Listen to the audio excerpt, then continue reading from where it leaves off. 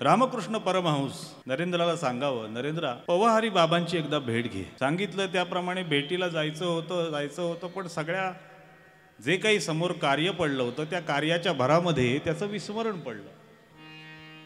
आणि पुढे ठाकूरजी त्यांनीही आपला देह ठेवला.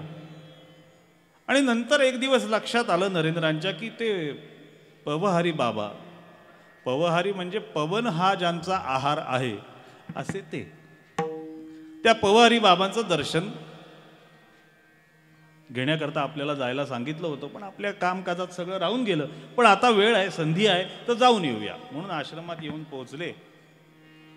आल्यानंतर असं कळलं की पवनहारी बाबांनी आपला देह ठेवलाय, पण आश्रमात तरी फिरता येईल. पवनहारी बाबा जिथे फिरले तिथे तिथे फिरता येईल म्हणून एका शिष्याला बोलवलं आणि सांगितलं, मला हा आश्रम सगळा बघता येईल का?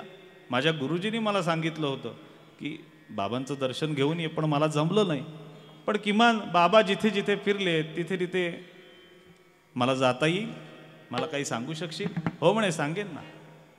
म्हणून त्या शिष्यानं नरेंद्रांना सगळा तो आश्रम फिरून दाखवला.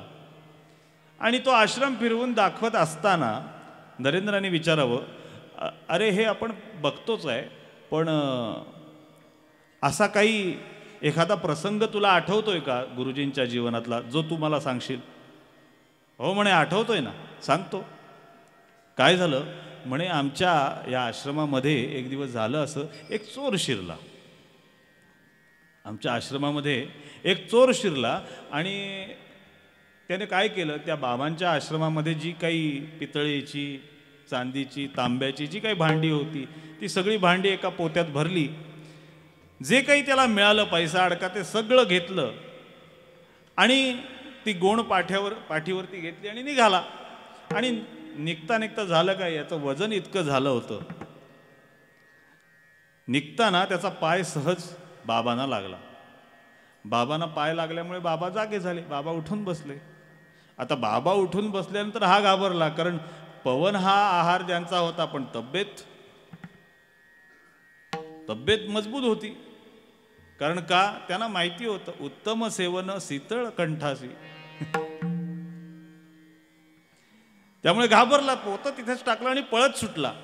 तो पळत सुटला हे बघून बाबा उठले, बाबाही पळत सुटले. ते पोतं आपल्या पाठीवर घेतलं आणि बाबा त्याच्या मागे पळत सुटले. तो पुढे पळतोय, हे मागे पळतायत, तो पुढे पळतोय, हे मागे पळतायत. अहो, हा विचार करतो, मागे पळतात इथपर्यंत ठीक आहे, पोतं घेऊन कशाला पळताय? पोतं घेऊन येण्याचं कारण काय? शेवटी दमला आणि एका झाडाखाली बसला.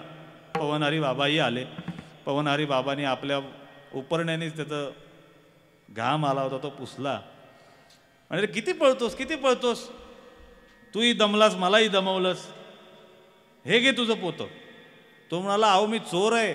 मी तुला विचारलंय का तू चोर आहेस का आणखीन कोण आहे ते? तू हे घेऊन चालला होतास, हे तुझं तिथेच राहिलं होतं, हे घेऊन चल, हे घेऊन जा. तो म्हणाला, अहो मी चोर आहे, हे मी चोरून घेऊन चाललो होतो आणि तुम्ही मला काय आणून देताय? असू दे म्हणे, हे घेऊन जातो, हे घेऊन जातो. नरेंद्रांनी विचारावं, बरं मग पुढं काय झालं त्या चोराचं?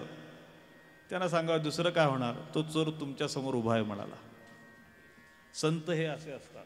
संतांच्या वैराग्याचा चटका लागला की दुष्टातला दुष्ट सुद्धा सज्जन होऊन जातो. असे हे संत आहेत.